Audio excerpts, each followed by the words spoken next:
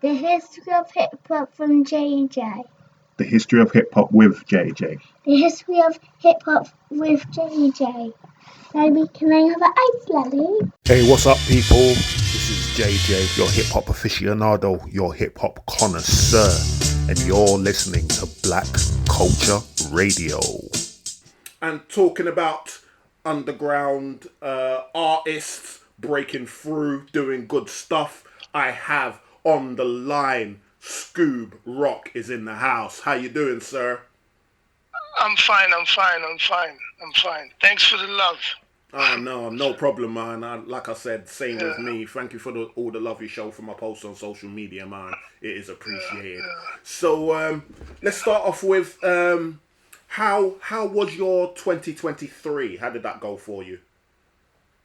It was a good year. I released two albums actually. One solo, and then I have one with my friend called Lifeline. So we are like a rap duo, and yeah. So I've just, as I have my own studio and stuff, so I just keep making music all the time. So it's just, I had like a certain time, like around 2000, between 2010 and 15, I had a kind of a break, kind of like, because I was so confused with like streaming platforms. You couldn't sell like records no more, and I was like kind of not into it.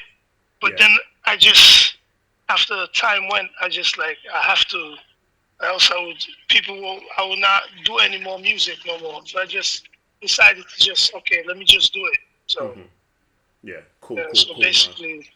I'm trying to put out as much music as I can. Yeah, that's cool, man. So, yeah, you reside now in Sweden, but you're originally from Dominica, and I said to you before, I'm half Dominican, so I feel you on that. So, tell me about your journey. Was there any pit stops in between, or has it just been Dominica and Sweden? No. We at a certain time we were supposed to move to the UK because my mother's family and everybody's there. But then we came back to Sweden, and then we moved to the Netherlands for a year or something. And then, but at the end of the day, then we ended up in Sweden again. So that's how it has been. And then I traveled, like, have my sister in the States, and through music, I've been to Germany, I've been to New York, performing, but you know, music business is a hard thing. There's so many acts and so much. Can I say? Hip hop is taking a turn from being an original thing. Before, like when I was youth, then you had like Das Effects, you had Onyx, you understand, De La Soul, Tribe. You could really hear like an extinct sound of each and every one of them. But now it's so hard, you know, everybody want to sound like each other, and I mean, it's quite different, and all this with content, and it's a lot of work. Like, you always have to put out content to be relevant. There's so many artists coming out. It's not easy sometimes. Yeah, I feel you, man. Don't get me wrong. I'm not saying I have it as hard as you do, but trying to keep this show relevant, and especially for the fact that I like to profile more underground artists, it's very hard because I have to keep, you know, I know what you mean about having to keep plugging away and keep, you know, creating content to go out on social media, man. So, do you feel that, because I know you were saying that you went back to Dominica for a few years and then came back, in the way that you, you know, sort of propagate your art, the way you make music and stuff like that, do you feel that the Dominican influence is there, or the Swedish influence is there, or do you feel like that all just amalgamates into you for a sort of unique perspective?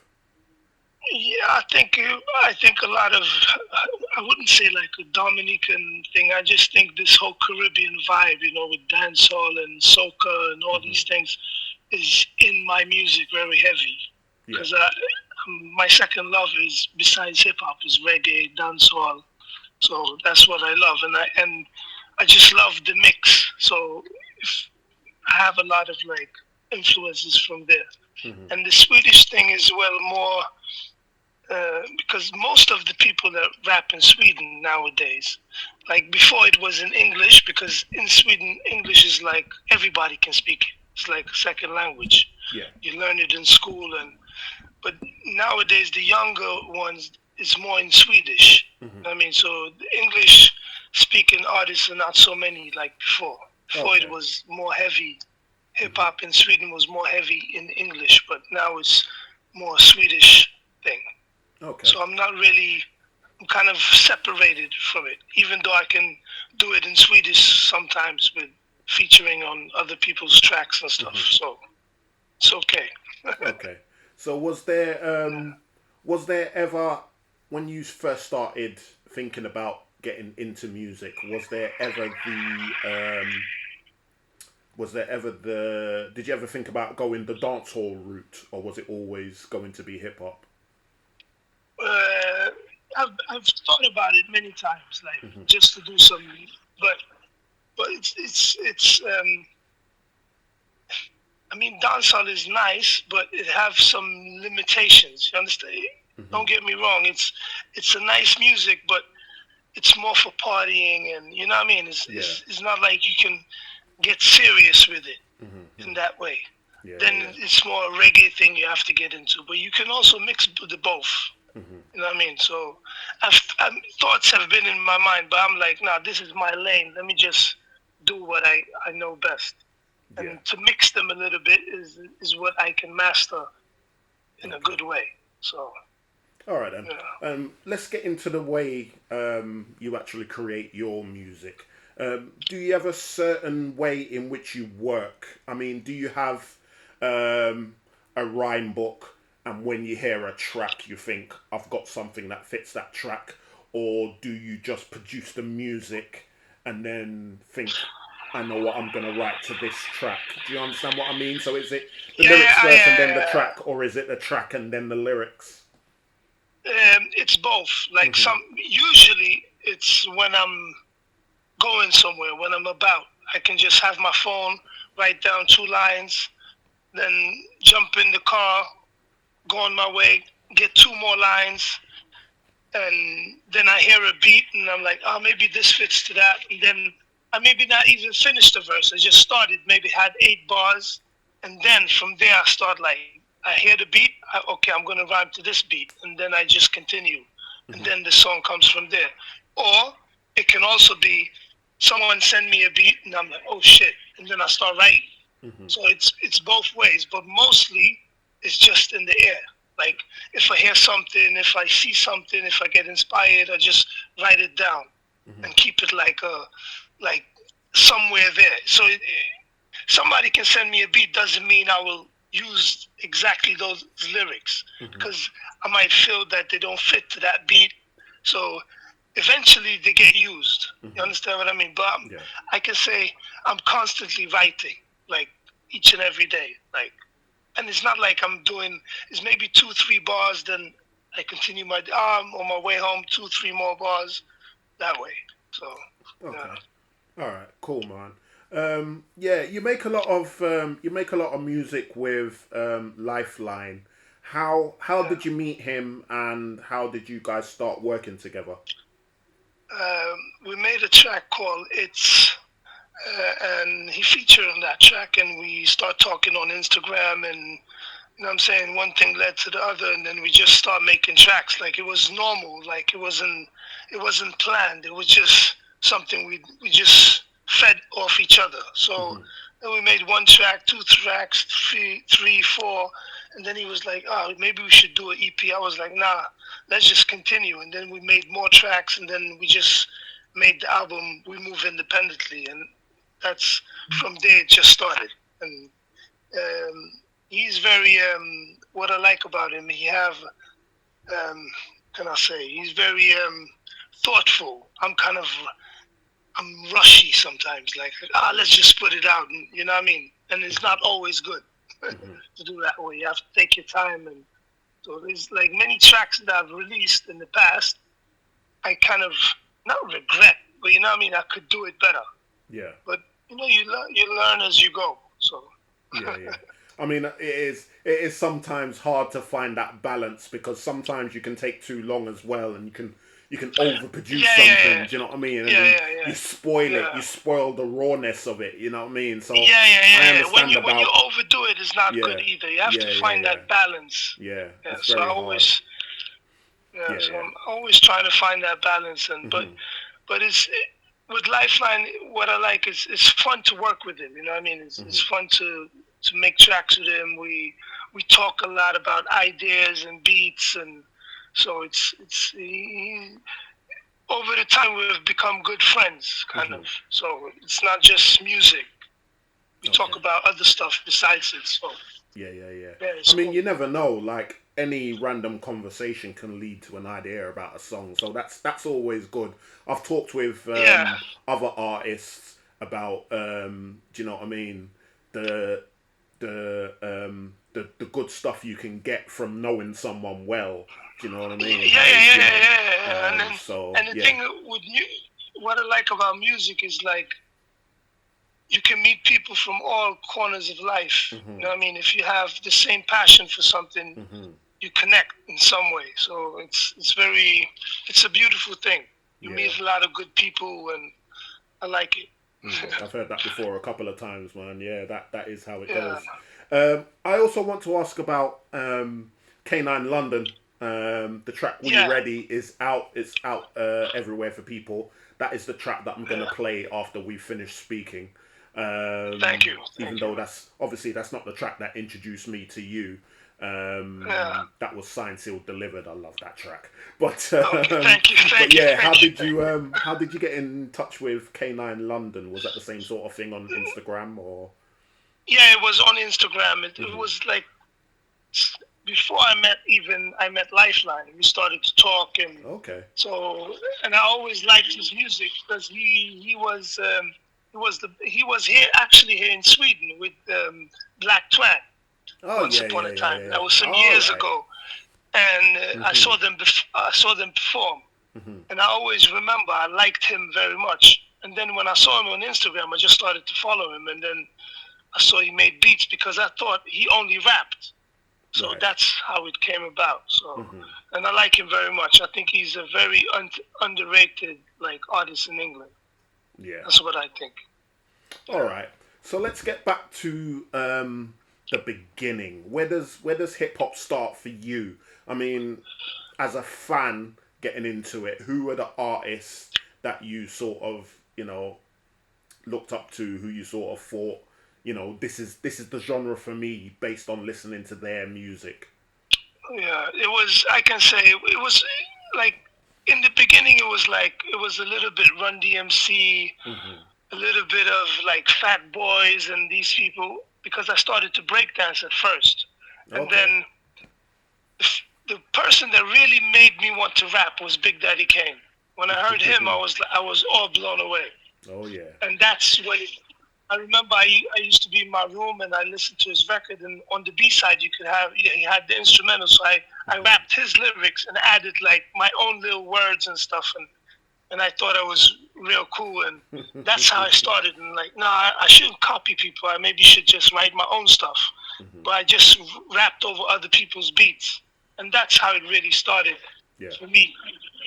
So and there's so many artists that I like besides Big Daddy Kane, KRS-One is one of my big heroes, and like you said, Method Man, the whole Wu-Tang, Tribe Called Quest. Fife was one of my favorites, but he passed away.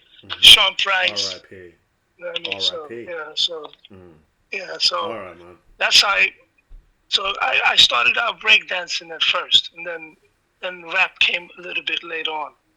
Okay. All right. Yeah. So, Sweden in general, what is the hip-hop scene like there? I know you said there's a lot of young artists now rapping in Sweden. Are they doing the boom-bap thing, or are they more doing the sort of trap, or maybe sort of more the UK style? I've never really heard anything from Sweden, so what's the scene like there? Some do boom-bap, but most of them, they do drill, kind of UK-ish stuff, Yeah. kind of, but in Swedish. Mhm. You know what I Yeah. mean? So it's I mean, you can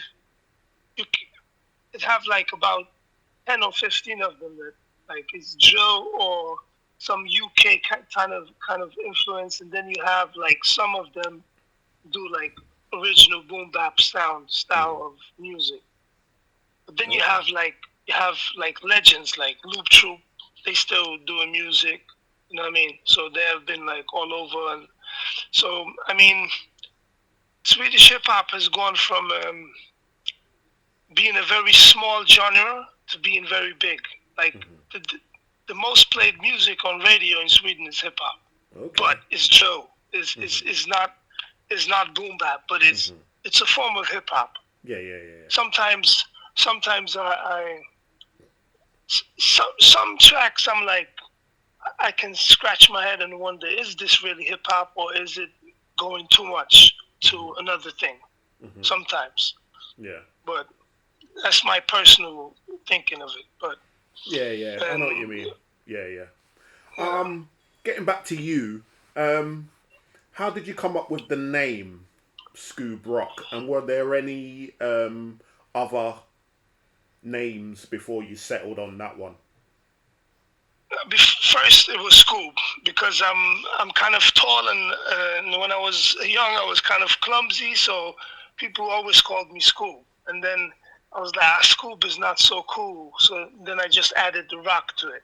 But that came later on, so that's how I came up with the name. It was friends and people just you're always all over the place. You have big feet and All right, man. That's cool. Okay. So, all right. So, like I said, We Ready is out. It's dope. I'm gonna play it after we spoke. Like I said, what else is coming up for you, man? Right now I'm doing a track with Michael Parkinson. Mm-hmm. I'm doing a track. That's the track that's coming out next. It's for my daughter, so it's called Your Song, and it will be coming out like in some weeks' time. So that's next. And me and Lifeline are working on another album again. So we have like about 6 or 7 tracks, but we will need to work some more. So maybe after summer that will come. So. All right, cool, man. Yeah, that's what's going on right now. All right, man. Cool. Thank you for that. Yeah, I'll look out for that, man. I'm a fan of Michael Parkinson as well, man. I like the stuff he does. Yeah. And he's a really hard worker. I suspect. Yeah. I don't know him, but it seems like a really hard worker. Yeah, he's one of them. I heard tracks that he'd featured on, and I heard some of his stuff, and I didn't actually know he produced. But I've been seeing a lot of the tracks that he's produced on social media as well. So I'm a big fan of his, man. He's heavy. So, he has some nice beats. So, he does, yeah. So where can people find you and your music? Just let everyone know your socials and where they can go to find you. Come on my Instagram _rock, on Spotify, all streaming platforms, and we are gonna try to put out some physical CDs that we would be selling through our social media on Instagram, and whoever want a copy can just say. So, yeah. Like you said, man, the main one is Instagram _rock SDASHROCK. Go check him out there and all the stuff that he does with Lifeline. We Ready with Lifeline and K9 London is out. So hopefully speak again soon. But until then, Scoob Rock, it's been very good to talk to you, man. Thank you for your time. Man. Yeah. No problem. Right, no problem. Love. All right. We keep in contact. Peace. Yeah, man. Peace. Thank you. Thank you. Bye. Goodbye. Bye.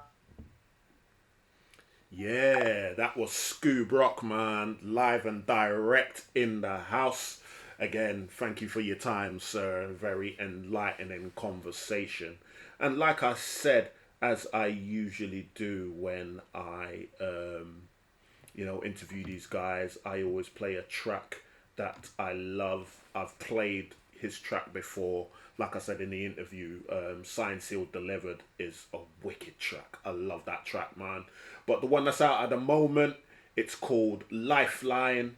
It's called We Ready with Lifeline and K9 London. So I'm going to play that right now. One to you. Me know you. Who is you come and come to top? Listen me. You know, sister, your color ungrateful. I know your color Latino. We are Black Culture Radio. We are Black Culture Radio. We are Black Culture Radio.